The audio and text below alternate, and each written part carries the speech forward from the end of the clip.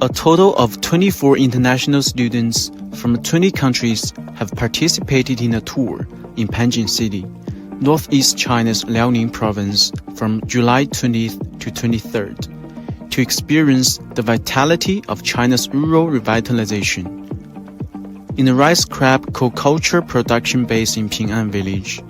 international students had the chance to learn about the local rice planting techniques and how rice and crabs can be grown together in the same field. They also shared with local students the agriculture and rural development in other parts of the world. At Zhengjia village, a model village for rural environmental enhancement in Panjin, international students admired the lotus flowers and participated in the volunteer work.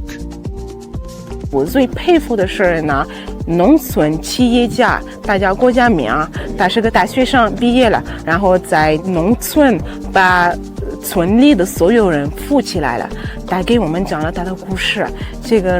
让一个人特别感动。我们这一次来盘锦的时候呢，我觉得这个中国农村的生活方法特别有意思，我也特别佩服。我也注意到了他们的房子，他们设计的跟中国古代特别像，